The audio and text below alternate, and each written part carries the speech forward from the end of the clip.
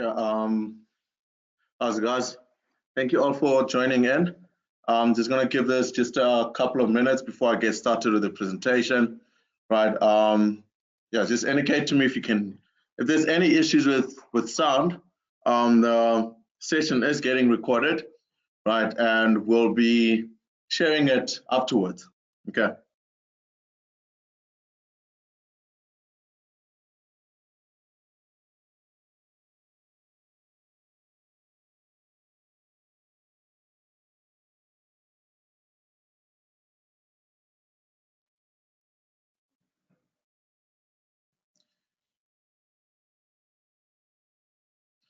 Okay, I'm just going to mute myself for now.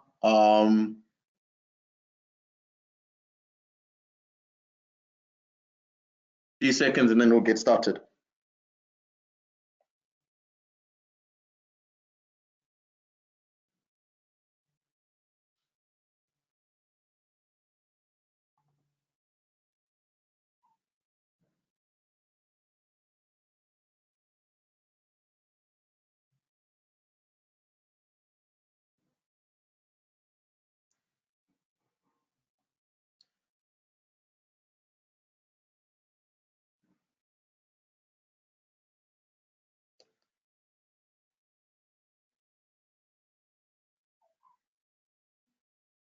Okay, right. Thank you all for joining me today. Right, I will be talking to you guys about Navisworks, right, and what you can do with Navisworks. And basically, this presentation is something we've discussed before, beginning of the year, right? And I'm really looking at the construction industry and where we working with multidisciplines on a project, right? So I'm looking at mainly coordination and how to best set up a clash detection template or your clash detection workflow. Obviously, with Navisworks, we can look at stuff like simulations, quantification as well. There's rendering, right? And there's a little bit of project planning on Navisworks. Okay, right. My name is Tabular Nechivunguduru. I currently head up the technical department at Baker Baynes, right? And been working in the BIM industry for the past, in the AEC industry for the past 7 years, right? I do have time for questions for Q&As, right? So you are more than welcome to type in your questions as we're going, right? And if it's something I'd like to address in the moment, at a specific time, I will do that as well. Okay. What I've done, I will be jumping between presentation and a few live demonstrations of Navisworks as well. Okay, right. But firstly, before I get started, I just want to quickly introduce Baker Baynes to you for those who don't know Baker Baynes, but I'm sure most of the people that are in this webinar do know about Baker Baynes. We are currently the largest Autodesk partner, right? Specializing in the AEC industry, process, plant and power, manufacturing, CFD, and simulation, right? We're also Autodesk CAM reseller and also an Autodesk authorized training center. On that, these webinars, at the end of the sessions or the end of the webinar, we will give you an attendance certificate, okay? Right, to just prove that you have attended a webinar, okay? Just want to make sure everyone, just as you join, and just mute yourself. Cool. At Baker Baynes, we believe in the following: in designing a better world, or basically assisting you to design a better world, right? We believe we have a technological role to play in influencing the impact of design in today's changing world, right? We also believe in assisting you to deliver a better project or a better product, depending on what industry you're in. And once again, we've engaged with a lot of companies where companies buy software, but they don't actually adopt or implement the software appropriately within their companies, right? And that's where we assist you as well, okay? Our services methodology is very simple, really. We've named it I Adopt, right? But it's basically a unique approach to ensuring the successful adoption of technology within your industries, and with the only intention of helping you to design a better world, right? Now, the iAdopt framework is a consulting methodology to help customers adopt and utilize software to its full potential. And the philosophy behind iAdopt is change. And businesses buy software, like I mentioned, to improve their business, and we support businesses using the framework to support their transition and improve their output. And the way we do that, we do assessments, we train you guys, and we also provide a bit of consulting, okay? On the screen there, that's just a roadmap of how it works. It all works, but I'm not going to talk about that right now. Right, so for today's learning objective and agenda, you will be able to, at the end of this webinar, you'll be able to set up tests with Clash Detective, implement effective clash grouping, run effective model coordination, and use Navisworks efficiently. Okay. Right. Just a little quick teaser. If you look on the screen, what you see on the screen is a G650. If you know your private planes, I love private planes as well. I don't own one, not yet, but it's a beautiful machine. And I always show this on the screen to just question people. And people always ask, why the hell is this guy showing a private plane, right? And the reason I show that, Navisworks is a great tool. It's one of the best coordination tools in the industry. However, Navisworks does not coordinate construction projects, people do, right? So the reason I'm saying this, we always purchase a software like Navisworks, and I've heard a lot of people complain and moan about how it's not doing what it's supposed to do. And to just assist you with that, I just listed a few things that Navisworks is and a few items that Navisworks is not, right? So firstly, it's a project review software. It allows you to federate and analyze models to improve coordination and communication of designs. Models analyzed for construction programming, logistic planning, and also cost surety. That's our quantification side of things. Navisworks does have the ability to link 3D geometry objects with a database and providing a starting point for asset management. What Navisworks is not, it's not a model authoring tool such as Revit or ArchiCAD. Navisworks cannot modify original authored model files. So basically, if as a structural person, you send a drawing to an architect, that architect cannot change your Navisworks model. You can only author it in your authoring software, right? It is not a photorealistic immersion navigation tool, right? There is virtual reality technology and augmented reality technology for that, okay? We've got three options of Navisworks, right? Navisworks Manage, Navisworks Simulate, and Navisworks Freedom. The Navisworks Manage is a fully functional Navisworks package. Simulate is basically Navisworks without the Clash Detective tool. And the Freedom is basically, it's a free viewer that you can download from the internet. And also when you install your software, it gets installed for you, okay? All right, so we're going to get straight into it, right?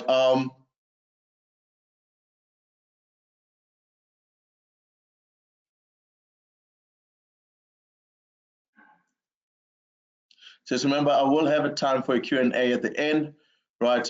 And I do see we have a mix of people. We've got architects, we've got structural guys in here, right? We've got some mechanical guys, some electrical guys, and I believe most of us in this webinar are from the AEC industry, okay? But at AU this year, at Autodesk University this year, we will be hosting a full Navisworks session, right? And if you haven't registered yet, you're more than welcome to register and just go through the agenda as well, okay? So the first thing that I always say with Navisworks, planning, right? So before you start with the project, you need to put together a BIM execution plan, right? So there are content out there, right? The BIM Institute also has content around the BIM execution plan. Autodesk has BIM execution plans as well on their website. It is important to specify or put together a BIM execution plan. The BIM execution plan contains who the people are and how the work is done, right? It's basically an overview of the project. It gives you a scope and also the methodology of how the information will be shared. If that is not done, it becomes difficult at a later stage to coordinate your project, right? You have to go through this process. You have to enjoy the process of planning, okay? So the first thing I'm going to look at, I've got Navisworks Manage open on the screen, right? And I'm going to first look at the interface of Navisworks, right? Now, when I opened up Navisworks, initially I just had the append screen or the selection tree where I could see my 3 files, right? But I'm going to take you through an ideal interface for Navisworks. So on the top left, I've got our selection tree, right? This is where you'll see your models that have been appended or federated into Navisworks, right? Below that, we've got our selection sets. These are very crucial and very important. You'll see in a moment why, right? But it makes it easy to quickly select different disciplines and items in your project. On the top right, I normally put up my properties, excuse me, my properties dialog box as well. So where you're able to see the properties. And then we have a set of saved viewpoints, right? I will show you how to create these viewpoints and to save them onto your project. Okay, and right at the top, we've got our ribbon, and this is where all your commands are and all your tools will be saved. Right. The first thing that you do is basically, excuse me, guys, basically set up your project. And in Navisworks, the terminology used, we call that appending. Appending basically brings the drawing, the 3 different disciplines commonly found in a project into one file, and you're able to keep that file as a Navisworks project, right?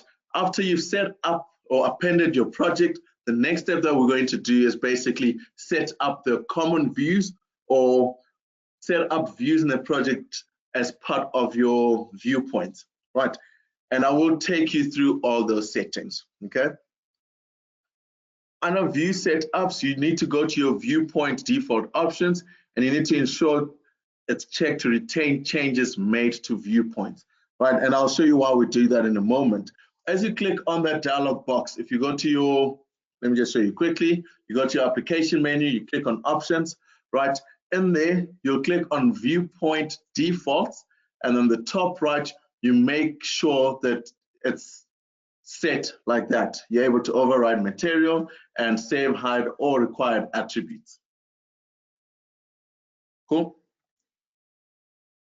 Another tip that I could give you with Navisworks, set views for home, set views for each discipline or supplier, set views for each level, and then also set views for key areas.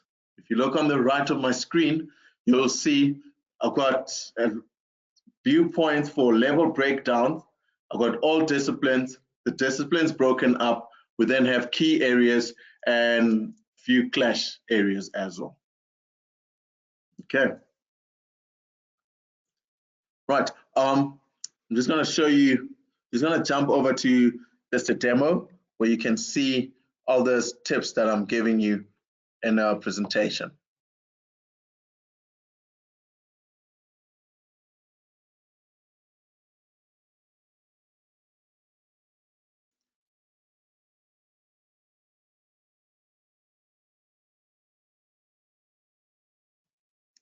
Just give me a second.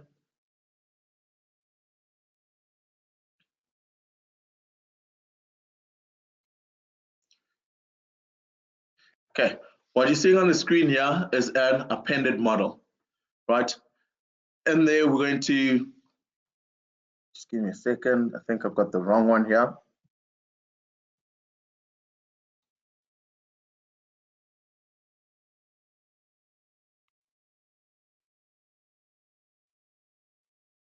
Cool, that's perfect.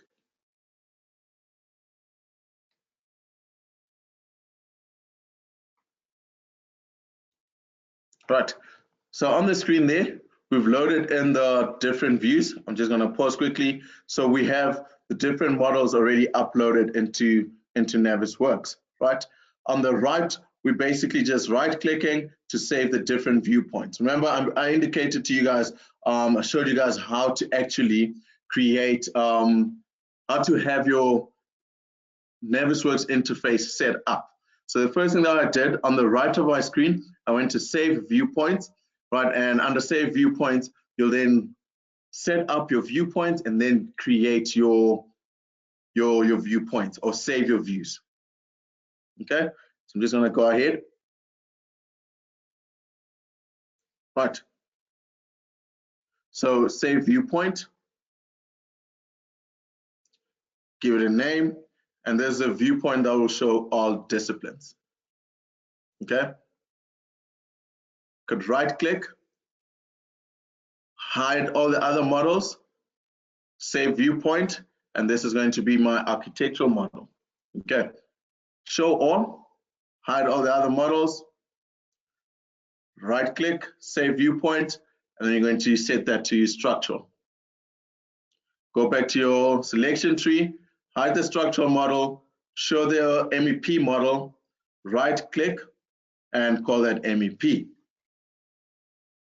Right, very important. Before you even get to this, when you append a drawing in Navisworks, all these models, I'm assuming, are coordinated to the same geographic location, right? If your models are not coordinated to the correct coordinates, you wouldn't be able to merge them and append them like what we've just done right now, right? But the process is very easy. You just show the model you want to show, and then you save the viewpoint, the view on your drawing, okay? Now, when you just click on the views, as you can see, it becomes very easy to change between the different models without having to go to your selection tree and switch off certain models, right? Now, what we're going to add in is a view for sections or for levels. I'm going to just right click on update, and that just basically updates the position of the view.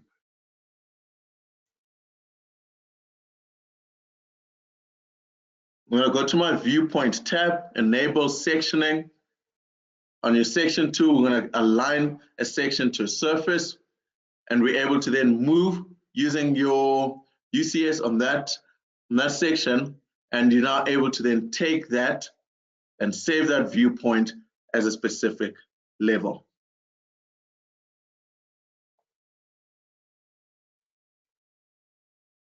Okay. Cool. And that is it. So with saving viewpoints, you literally append your drawings, make sure they're all coordinated to the correct location, orientate your view to your model to the correct view, and then you just go to your viewpoints panel or dialog box or palette and you save that view. This is all on screencast.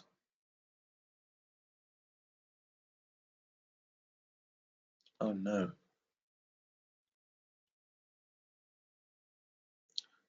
I see the screen was not updated. I'm just going to update it again. I'm just going to play it again so you can see.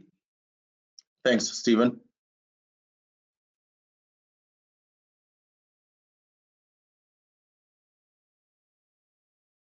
Right, so luckily it's very short. So as I was showing, let's save viewpoint.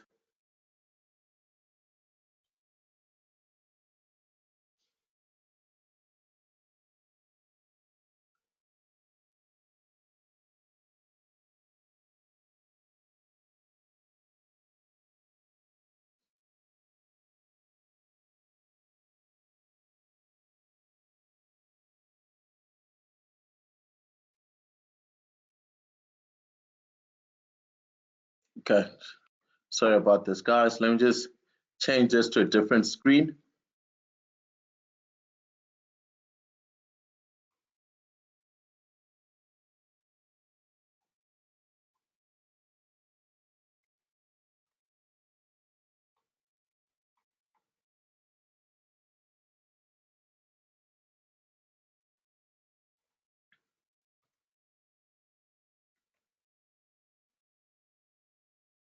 Okay, right. Save your viewport. Should be set to arc.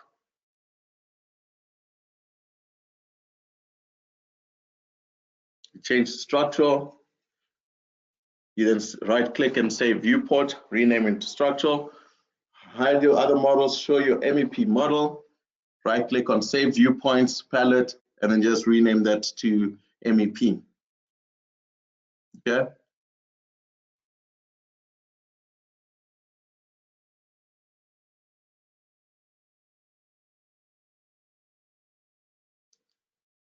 We just changed the orientation of the model. Right clicked on the view and we're able to update that view. Right. Now you'll see as I change back to arc, it saves the updated view. We're going to save a view for a level, and to do that, we'll be using a section tool inside of Navisworks. Place a section on a surface. It's easier to use a surface, for example, in this building, the up balconies. So you click on specific surfaces and then right click and name them according to the relevant level.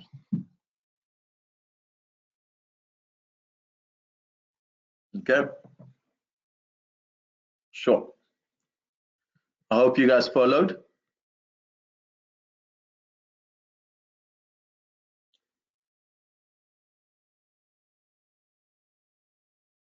Okay, Elijah, I see your hand that you've raised. Please, if you have any questions, please type in the questions in the chat and I will address them.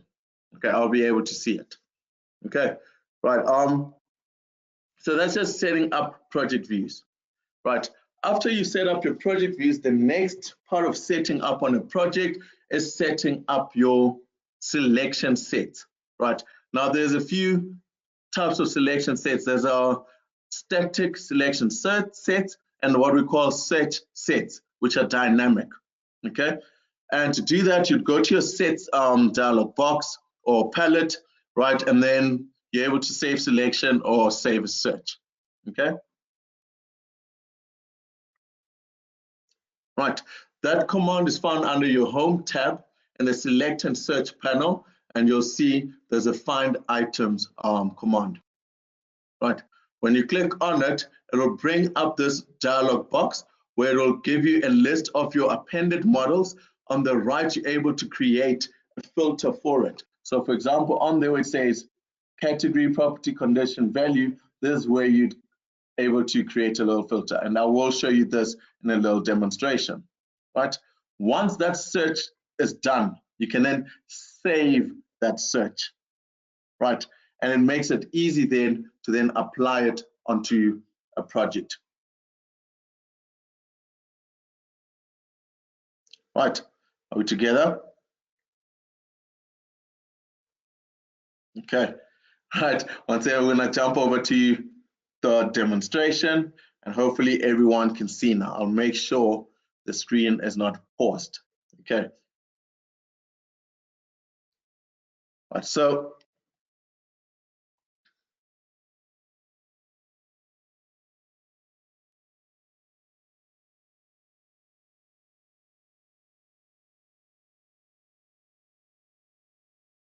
okay, so here's a demonstration for how this would look on a project.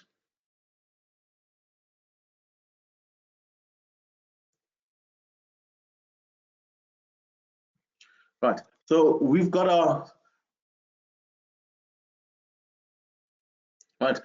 gone find items, right? Selected an object in the drawing area or in your model space. Now we clicked on a wall. In our properties palette, you can see the properties of that item. So you'll pick up, it's got a specific name, a grid, an icon, etc., etc. Right. You can copy the value from the properties palette, specify which category you want to use. Okay, go to the property, specify which property you want to use, specify the condition you want to use, and then on value, you can just right click and paste. Now, once that is set to find first, after you've done all that on your search set, right, using your properties, you click on find first, and then on your sets, you go and then save that selection set.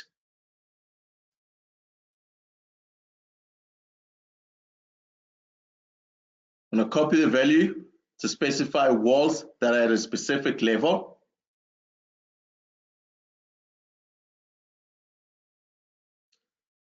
Find all, and all the walls that are on that level are then saved. You can then just rename the set and call it walls on level 13, for example. I know a lot of us have done clash detections or used the clash detective tool inside of Navisworks, and without setting this up, it is a nightmare. Trust me, right? You end up with thousands and thousands of clashes that you don't necessarily need, right? So we're selecting different item, equals, right click, and then paste all the other walls, and then save that search, and then just simply rename it.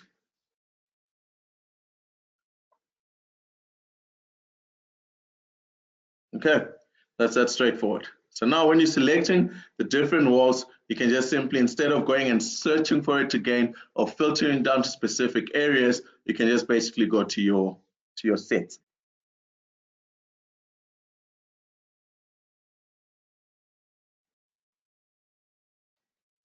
Do we have any questions?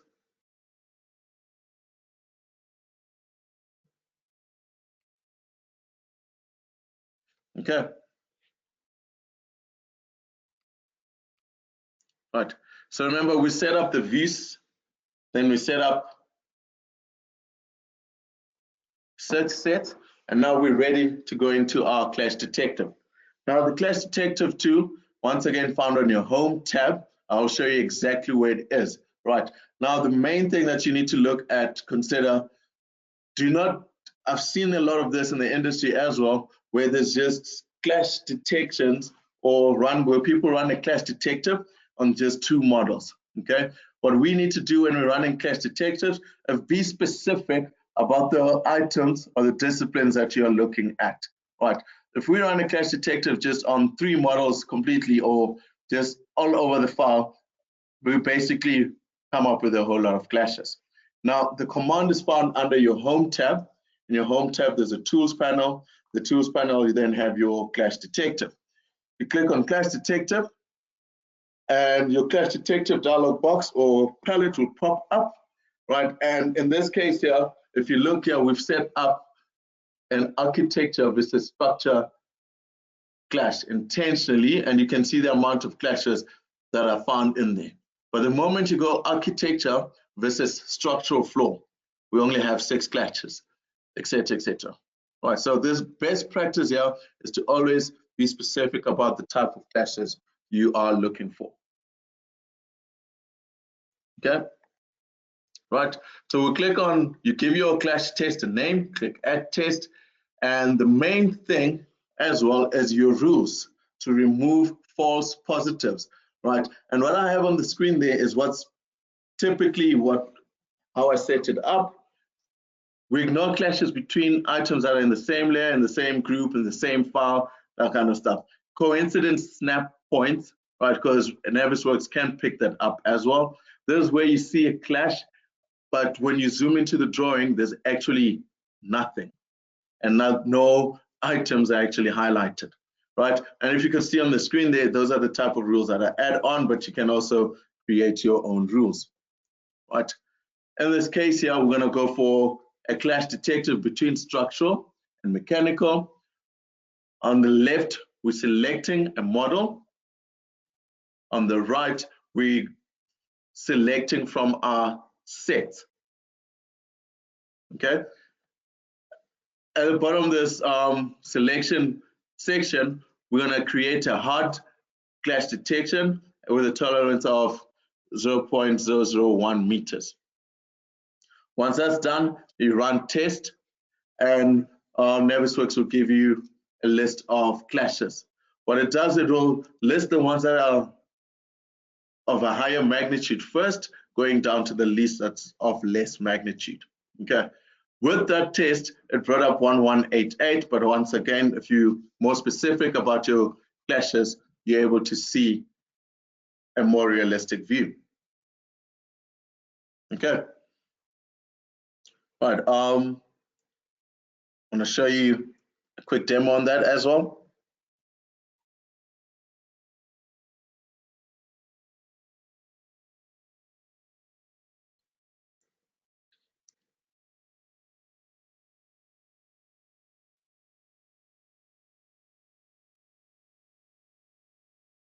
Right, so it's basically like I explained now, it's a clash detective, right?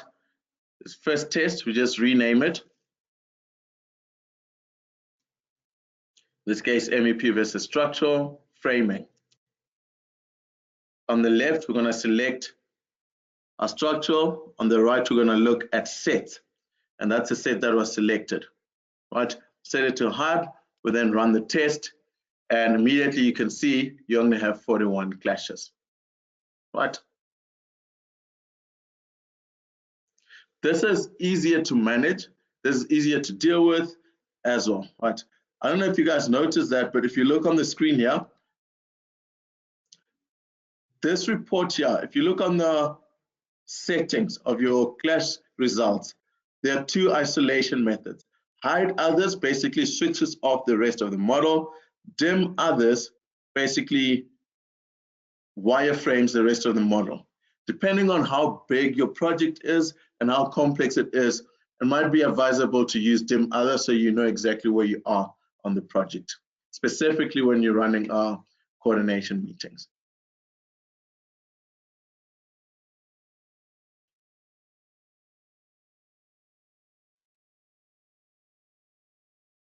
Okay.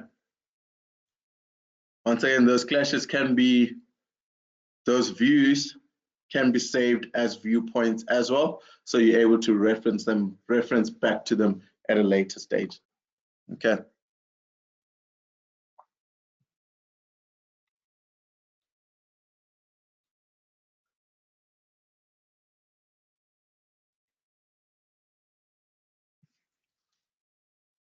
Right.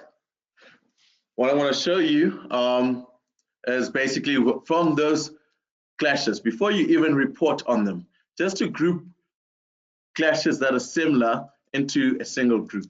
Right.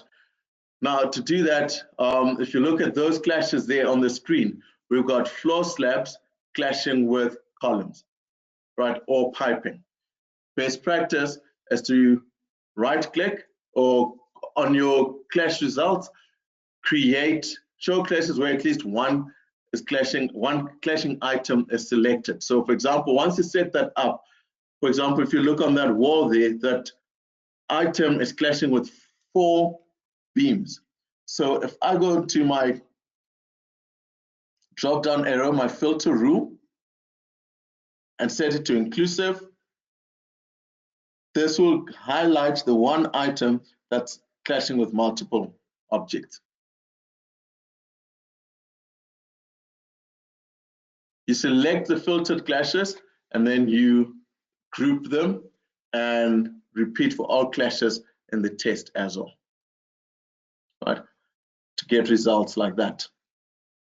If you don't group them or set your filter to inclusive, this clash list will give you basically 7 clashes for each beam.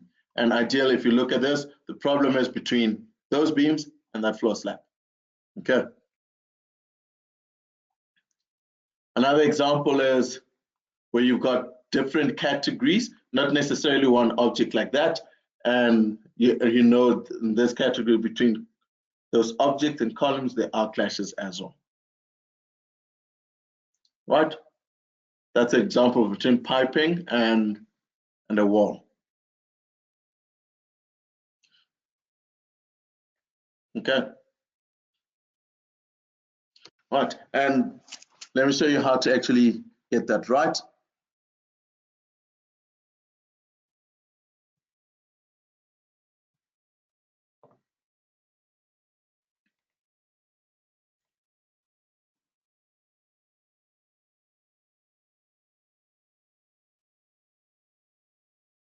Right, so you're gonna go to a clash, right, and you'll see all those 15 clashes are from one thing. You can select them and then group them, right? That creates a new group. Now, if I minimize that, it makes it much easier to deal with a clash like that, right? Selected that object, set that to inclusive, and all those clashes are now listed on there. And that's we just called, you just rename the group, and in this case it's MEP versus structural framing.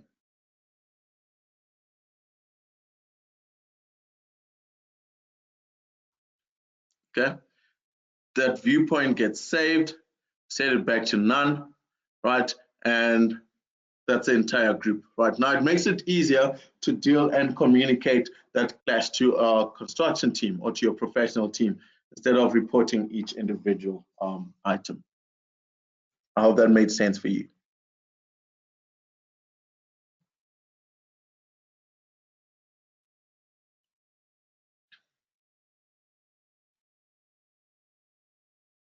Right.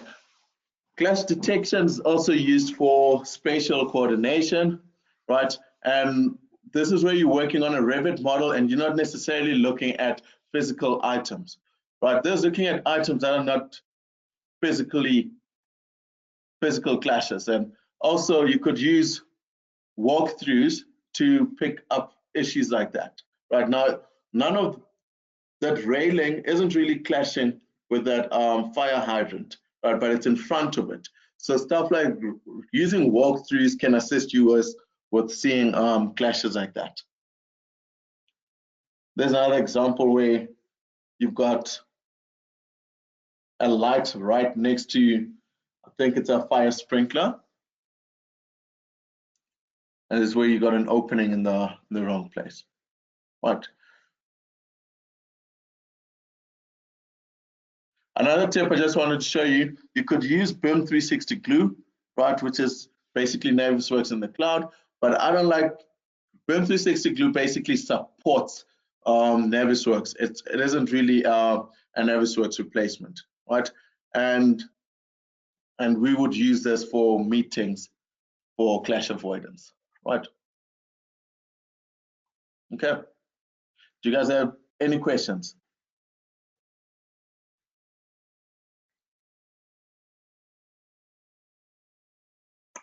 Cool. Right. Once you've done that reporting, you click on your report tab. Right. Remember, we've now grouped everything. And under report, it's important to show what content you want to report on. Okay. In this case, typically this is what I'd set up. Right. This is where you set up your content. This is where you specify what you want to show in your clashes. And this is where you select your different statuses. Okay. Once that's done, you can specify how you'd want to report to export your report, right? If you want to export all the tests combined or break them up as well. And then you then select your report format, which is, in this case, would be using HTML, right? You then click on Write Report, and a report comes up looking like that. It will give you an image, a clash name, a status based on the content or on the content that you had specified. What?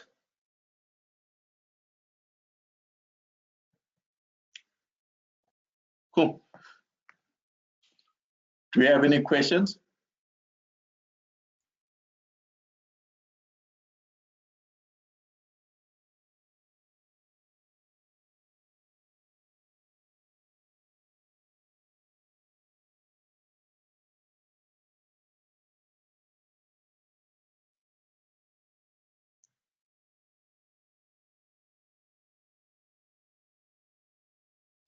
Okay.